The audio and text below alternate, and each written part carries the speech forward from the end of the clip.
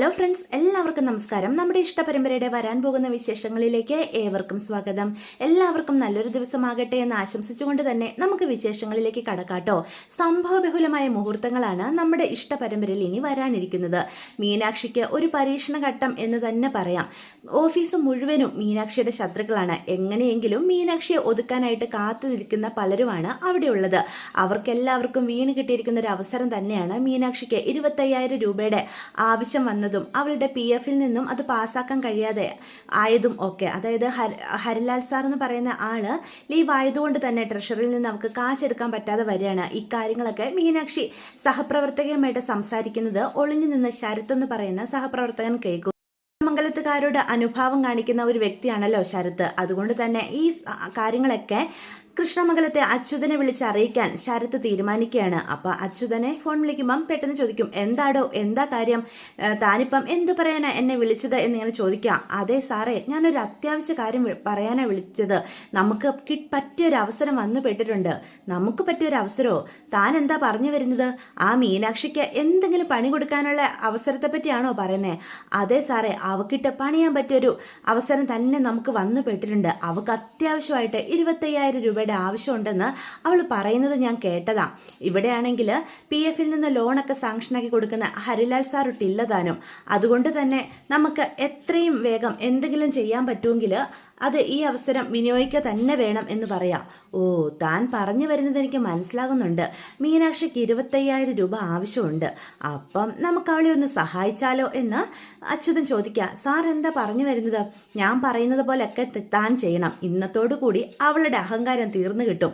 ആ കസേരയാണല്ലോ അവളുടെ അഹങ്കാരം. അതില്ലാതായി കഴിഞ്ഞാൽ അവൾ പിന്നെ ആ ഓഫീസിൽ ഉണ്ടാകില്ലല്ലോ. പിന്നെ നമ്മുടെ കാര്യങ്ങളൊക്കെ നമ്മൾ ആഗ്രഹിച്ച പോലെ നടക്കുകയും ചെയ്യും.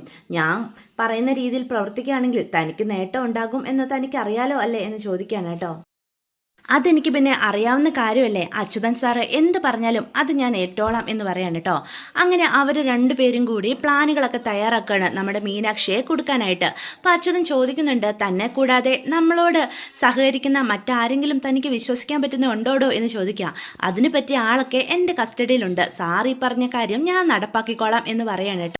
സമയം മീനാക്ഷി ആകെ ടെൻഷൻ അടിച്ചിരിക്കുകയാണ്. 25,000 രൂപയ്ക്ക് എന്ത് ചെയ്യും? മിത്രയും ആര്യനും തന്നെയും പ്രതീക്ഷിച്ചിരിക്കുമായിരിക്കും. അവർക്ക് താൻ പൈസ കൊടുത്താൽ മാത്രമേ എന്തെങ്കിലും ചെയ്യാനായിട്ട് അവർക്ക് സാധിക്കുള്ളൂ. ഇനി എന്താ ഇതിനൊരു വഴി എന്നൊക്കെ ഓർത്ത് ആകെ ടെൻഷനിൽ മീനാക്ഷി ഇരിക്കുക. താൻ വാക്ക് പറയുകയും ചെയ്തു. ഇനിയിപ്പം അവരെന്ത് ചെയ്ത് കടം വീട്ടും? അവർക്ക് ഞാൻ വാക്ക് കൊടുത്തിട്ട് അത് പാലിക്കാതിരിക്കുക എന്ന് പറഞ്ഞാൽ അത് വളരെ മോശമായിട്ടുള്ളൊരു കാര്യമല്ലേ എന്നൊക്കെ ചിന്തിക്കുകയാണ് കേട്ടോ. അങ്ങനെ മീനാക്ഷി ടെൻഷൻ അടിച്ചിരിക്കുന്ന കാണുമ്പം മീനാക്ഷിയുടെ സഹപ്രവർത്തകനായിട്ടുള്ള ഒരു വ്യക്തി മീനാക്ഷിയുടെ ക്യാബിനിലേക്ക് കയറി ചെല്ലുക. മേഡത്തിന് പൈസയ്ക്ക് എന്തെങ്കിലും ബുദ്ധിമുട്ടുണ്ടോ എന്ന് ചോദിക്കുക. അതെന്താ താൻ അങ്ങനെ ചോദിച്ചത്? നിങ്ങളുടെ സംസാരം ഞാൻ കേട്ടിരുന്നു. 25,000 രൂപ മേഡത്തിന് വളരെ അത്യാവശ്യമാണെന്ന് പറയുന്ന കേട്ടു. മേഡത്തിന് വേണ്ട കാശ് ഞാൻ തന്ന് സഹായിക്കാം എന്ന് പറയാം. താനെന്തിനാ എനിക്ക് പൈസ തരുന്നത്? തന്നോട് ഞാൻ പൈസ ചോദിക്കുകയും ചെയ്തില്ലല്ലോ. തൽക്കാലം എൻ്റെ കാര്യം ഞാൻ നോക്കിക്കോളാം എന്ന് മീനാക്ഷി പറയാണ്.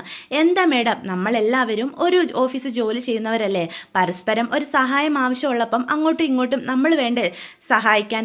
ഇതിപ്പം മേഡത്തിന് ഇത്രയും അത്യാവശ്യമുള്ളതാ. മേഡത്തിൻ്റെ അനിയനെയും അനിയത്തെയും സഹായിക്കാൻ വേണ്ടിയിട്ടാ എന്നൊക്കെ പറയുന്ന കേട്ടപ്പം ഞാൻ എൻ്റെ കാര്യം ഓർത്തുപോയി. ഇങ്ങനത്തെ പല സാഹചര്യത്തിലൂടെ ഞാനും കടന്നു പോയതാ. മേഡത്തിന് ആവശ്യമായിട്ടുള്ള തുക ഞാൻ തരാം എന്ന് പറഞ്ഞ് ഒരു 25,000 രൂപയുടെ കെട്ടെടുത്ത് മീനാക്ഷിയുടെ കയ്യിലേക്ക് കൊടുക്കാൻ തുടങ്ങുകയാണ് കേട്ടോ. പെട്ടെന്ന് തന്നെ അങ്ങോട്ട് പോലീസുകാരൊക്കെ കയറി വരികയാണ്. അപ്പോൾ പോലീസിനെയൊക്കെ കാണുമ്പോൾ മീനാക്ഷി ഞെട്ടിത്തെറിച്ച് നിൽക്കാം. ഇവിടെ എന്താ പോലീസുകാരൊക്കെ എന്ന് മീനാക്ഷി ഇവിടെ നിങ്ങൾ കൈക്കൂലി മേടിച്ചു എന്ന് ഞങ്ങൾക്കൊരു പരാതി കിട്ടി. അത് അന്വേഷിക്കാനായിട്ട് വന്നതാ. ഞങ്ങൾ വരുമ്പം കാണുന്നതും ഇയാളുടെ കയ്യിൽ നിന്ന് നിങ്ങൾ പൈസ മേടിക്കുന്നതല്ലേ എന്ന് ചോദിക്കുക. അപ്പം മീനാക്ഷി പറയും, ഇല്ല, ഞാൻ ആരുടെയും കയ്യിൽ നിന്ന് കാശ് മേടിച്ചില്ല. ഇയാളെ നിർബന്ധിച്ച് എൻ്റെ കയ്യിലേക്ക് കാശ് തരാൻ നോക്കിയപ്പോഴാണ് നിങ്ങൾ ഇങ്ങോട്ട് കടന്നു വരുന്നത്. അല്ലാതെ ആരുടെയും കയ്യിൽ നിന്ന് 10 പൈസ പോലും ഞാൻ കൈക്കൂലി മേടിക്കുകയോ ഇവിടെയുള്ളവരുടെ കയ്യിൽ നിന്നും കടം പോലും ഞാൻ 1 രൂപ മേടിച്ചിട്ടില്ല എന്ന് പറയാം. ഒന്നും പറയണ്ട, നിങ്ങൾക്കെതിരെ പരാതി കിട്ടിയിട്ടുണ്ട്. ഇവർ പറയുന്നത് ശരിയാണോടോ എന്ന് ആ സഹപ്രവർത്തകർ മാധ്യമപ്രവർത്തകനോട് ചോദിക്കുകയാണ്. അപ്പോൾ പറയും, അല്ല സാർ, ഇത് മേഡത്തെ ഏൽപ്പിക്കണമെന്ന് പറഞ്ഞുകൊണ്ട് എനിക്ക് ഒരാൾ തന്ന കാശ, അത് ഞാൻ മേഡത്തിൻ്റെ കൈ കൊടുക്കാൻ നോക്കിയെന്നേ ഉള്ളൂ, അല്ലാതെ എനിക്കിതിൽ ഒരു ബന്ധവുമില്ല. എന്തിനാ ഈ കാശ് മേഡത്തിന് അവർ കൊടുക്കുന്നതെന്ന് പോലും എനിക്കറിയത്തില്ല എന്ന് പറയണേ കേട്ടോ. അപ്പം ശരത്തും അങ്ങോട്ട് വന്ന് പറയാം. അപ്പം ശരത്തും അടുത്തേക്ക് നിൽക്കുന്ന കാണുമ്പം പോലീസുകാർ അയാളോടും ചോദിക്കും, നിങ്ങൾക്ക് ഈ പറഞ്ഞ കാര്യത്തിൽ എന്തെങ്കിലും പറയാനുണ്ടോ എന്ന് ചോദിക്കുക. അപ്പോൾ അത് കേൾക്കുന്ന ശരത്ത് പറയും, മീനാക്ഷി മേഡം പലരുടെ കയ്യിൽ നിന്നും കാശ് ഇങ്ങനെ മേടിക്കാറുള്ളതായിട്ടാണ് ഞങ്ങൾ കാണാറുള്ളതാ എന്ന് പറയാം. അത് കേൾക്കുന്ന മീനാക്ഷി ഞെട്ടിത്തെറിച്ച് നിൽക്കുക. ഇല്ല സാർ, ഞാൻ അങ്ങനെ ഒരു തെറ്റും ചെയ്തിട്ടില്ല. ഇന്നേ വരെ നിയമത്തിന് ലംഘിച്ചുകൊണ്ട് ഒരു കാര്യവും ഞാൻ ഈ ഓഫീസിൽ കയറി പിന്നെ ചെയ്തിട്ടില്ല എന്ന് പറയാം. ഇവരൊക്കെ കള്ളം പറയുന്നതാ.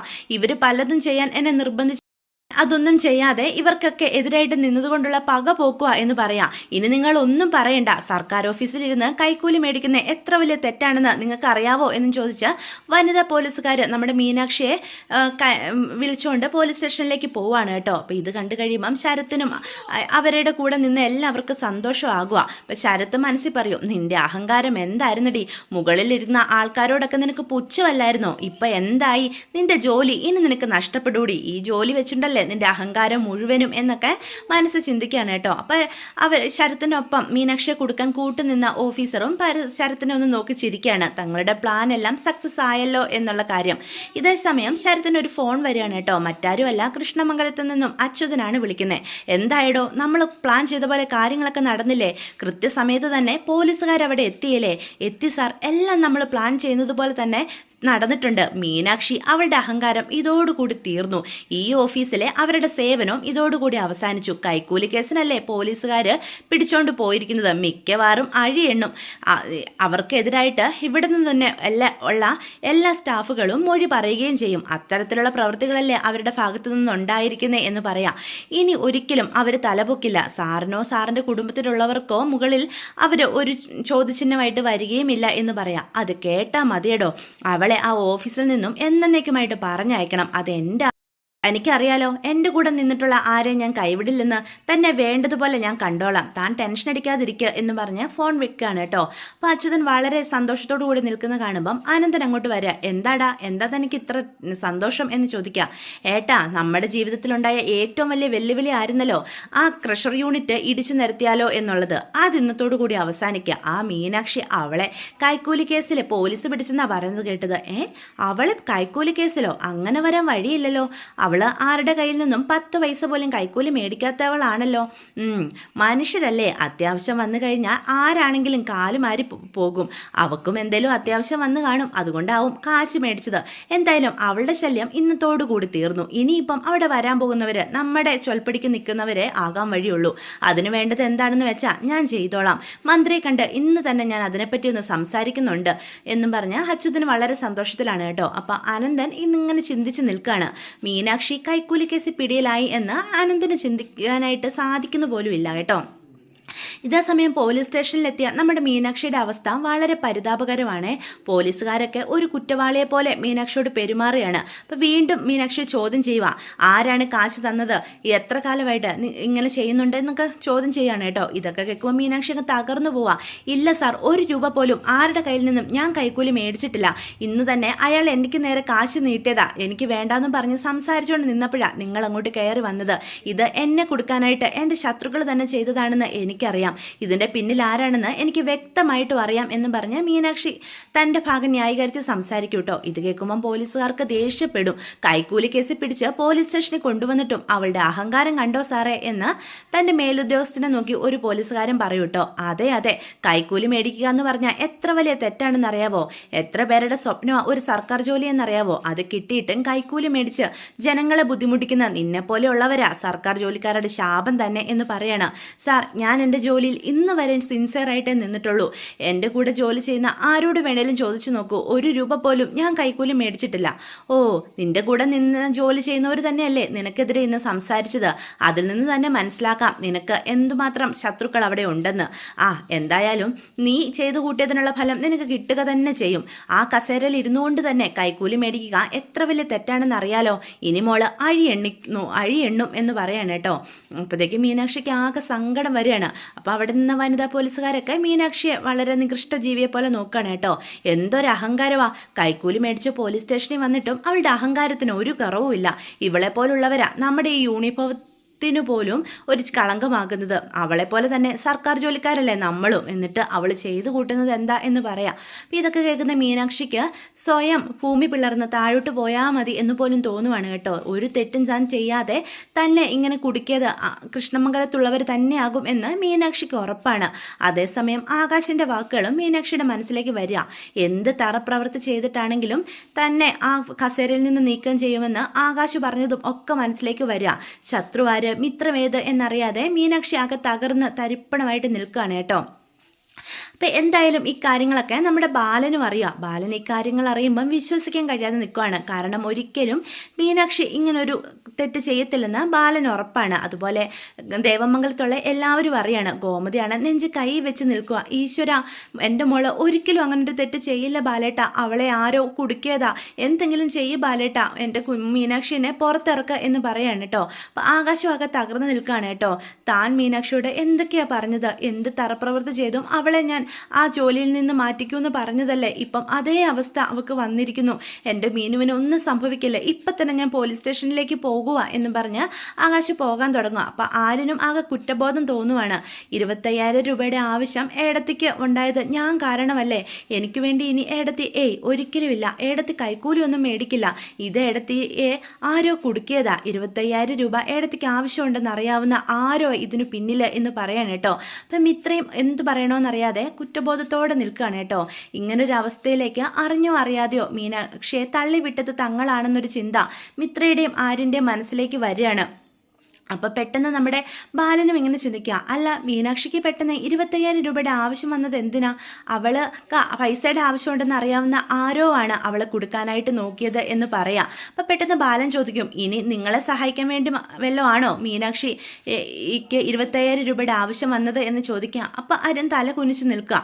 നിനക്കൊക്കെ സമാധാനമായല്ലോ, സ്വന്തം വാശി തീർത്തോ ഓരോന്ന് ചെയ്തു കൂട്ടുമ്പം മറ്റുള്ളവരുടെ ജീവിതം കൂടി ഹോമിക്കുന്നത് നിങ്ങൾ കാണുന്നില്ലേ.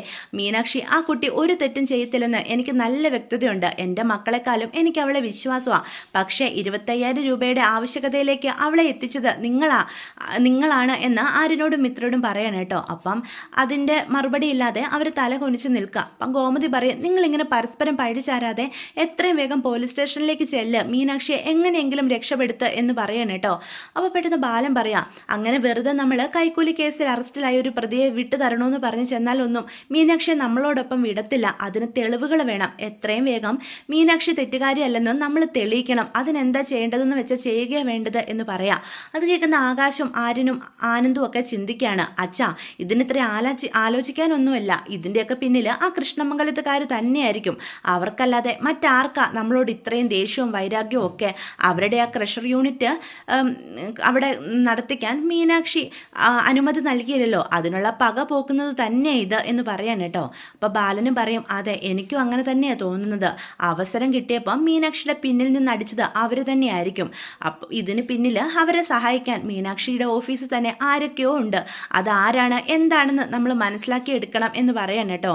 പെട്ടെന്ന് ആകാശിൻ്റെ മനസ്സിലേക്ക് ശരത്തിൻ്റെ മുഖം ഓർമ്മ വരികയാണ്. മീനാക്ഷിയോട് അവരുടെ എതിർപ്പുള്ളതും അതുപോലെ തന്നെ കൃഷ്ണമംഗലത്തുകാരോട് അനുഭാവം കാണിക്കുന്നതും അയാളാണെന്നൊരു ചിത്രം ആകാശിനും അറിയാം. അപ്പം അതിനെപ്പറ്റി ആകാശ് ഇങ്ങനെ ചിന്തിക്കുമ്പം എന്താ ഏട്ടൻ ചിന്തിക്കുന്നത്, ഏട്ടന് എന്തെങ്കിലും അറിയാവോ എന്ന് ചോദിക്കാം. അപ്പം ആര്യനോട് ആകാശ് കാര്യങ്ങളൊക്കെ പറയാം. അവനെ പൊക്കിയാൽ നമുക്ക് ഉറപ്പായിട്ടും ഇതിന് പിന്നിൽ ആരാണെന്ന് മനസ്സിലാക്കാൻ പറ്റും. ഇത് ചെയ്തത് ആരാണേലും അവരെ കൊണ്ട് തന്നെ തെറ്റേറ്റു പറയിക്കണം. മീനാക്ഷി നിരപരാധിയാണെന്ന് തെളിയിക്കുക വേണം എന്ന് ആകാശ് തീരുമാനിക്കാം.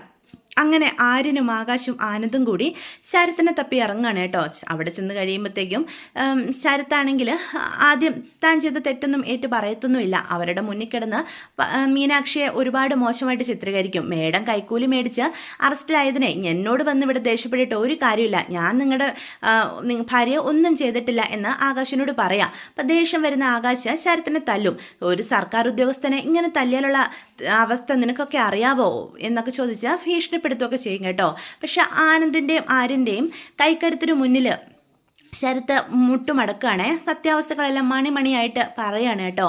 കൃഷ്ണമംഗലത്തെ അച്യുതനാണ് തന്നെ കൊണ്ട് ഇങ്ങനെയൊക്കെ ചെയ്യിപ്പിച്ചതെന്നും മീനാക്ഷിയുടെ ഈ ജോലി നഷ്ടപ്പെടുത്താൻ വേണ്ടിയിട്ടാണ് ഇങ്ങനെയൊക്കെ ചെയ്തതെന്നും ഒക്കെ പറയാം.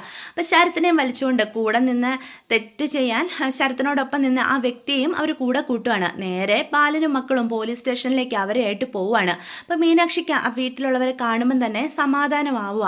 ഇനിയിപ്പം തൻ്റെ തെറ്റ് അവർക്ക് തെളിയിക്കാനായിട്ട് സാധിക്കും. എങ്കിലും തന്നെ ഒരു കൈക്കൂലിക്കാരിയായിട്ട് അറസ്റ്റ് ചെയ്ത പ്രതിയായിട്ട് എൻ്റെ വീട്ടുകാർ കാണാൻ ഗതികേട് വന്നല്ലോ എന്നോർത്ത് മീനാക്ഷിക്ക് ഒരുപാട് സങ്കടം വരിക. അപ്പോൾ ബാലൻ അടുത്തേക്ക് ചെല്ലാൻ തുടങ്ങുമ്പം പോലീസുകാർ പറയും എങ്ങോട്ടായി കെട്ടിക്കയറി ചെല്ലുന്നത് എന്നൊക്കെ ചോദിക്കുകയാണ് കേട്ടോ.